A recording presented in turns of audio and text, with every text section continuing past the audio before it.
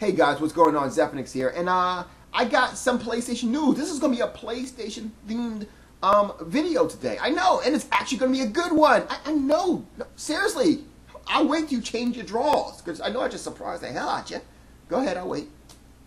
You good? You good? What? You don't want to change? You want to marinate? Okay, go ahead.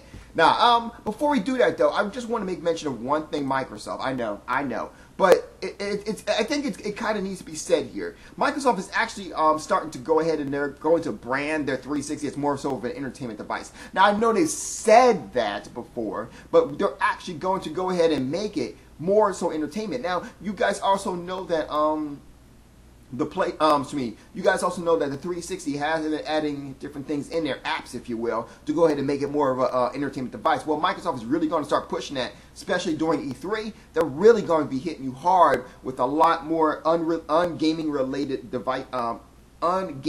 related options. And I know a lot of people are saying, well, we want something for the gamers, you know, blah, blah, blah, this. Well, here's the thing, my brother. What else can they do?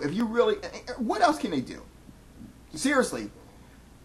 Right now, Xbox Live rather, is arguably the best online experience that you can get. Better than Nintendo Wii, better than PlayStation Network, and yes, better than PC in certain aspects at least. So the reality of it is that you actually are getting a very good, viable online system. Not to mention with a party system and all that, there's not too much that Microsoft can really do for you. You know, you pretty much have the entire world at your fingertips. Stop being greedy. Anyway. Two things. I wanted to go ahead and first of all address some rumors that's been going around, because now we're going to the PlayStation 3 stuff, PlayStation themed stuff. But anyway, so two rumors I want to go ahead and squash. Number one, PlayStation 4. We found out by the president of Sony himself. He said, "Let me go ahead and address the situation where a lot of people misread what I said." He said that, quote, "I was not talking about the PlayStation 3. PlayStation 4. I was talking about PlayStation brand in general," which means that no. The PlayStation 4 is not in development, or at least that's what he's saying, that he wasn't talking about it. That doesn't necessarily mean that the PlayStation 4 is not in development. But the reality of it is, and this is just my opinion, you don't need a PlayStation 4. No, you don't. Your hardware is straight, guys. You just need software to go ahead and make it better. But no, seriously, the hardware on the PlayStation 3 is straight. It's fine. You know, seriously. Seriously.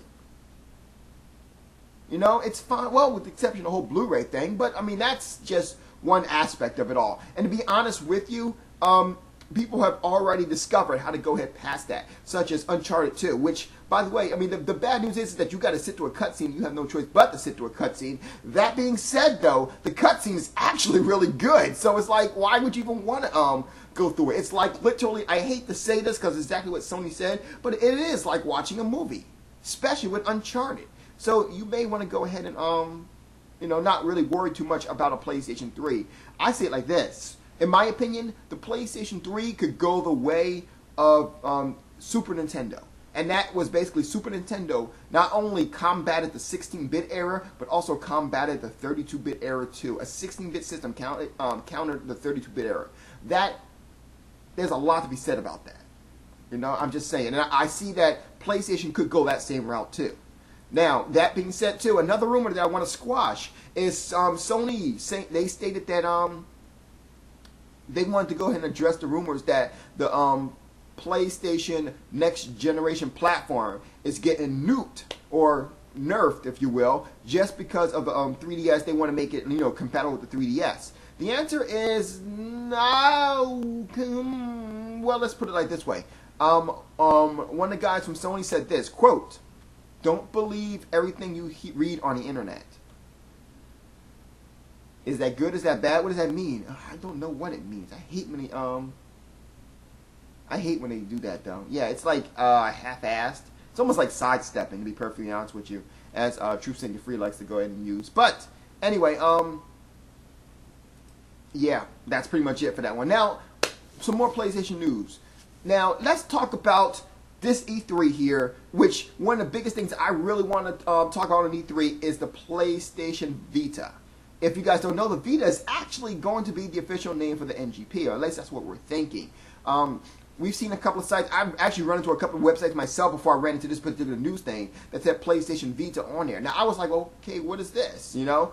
But I didn't really read into it. Come to find out, Vita actually is, Vita is actually going to be the name of the new PlayStation handheld system. Now, let's go ahead and talk about this for a second. Now, I was one of the first ones to go ahead and talk about this on YouTube here. And I'm going to say it again. Some of the things I'm actually looking forward to regarding the Vita here.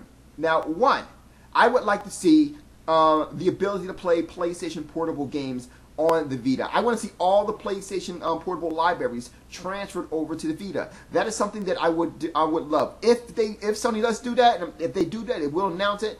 I will go ahead and buy it launch day. Seriously, I will be in there launch day. You will see another video just like I did, or even a better one like I did with Mortal Kombat on launch day. That is number one. Number two, you're going to, I would like to see the PlayStation Portable remixes also there too.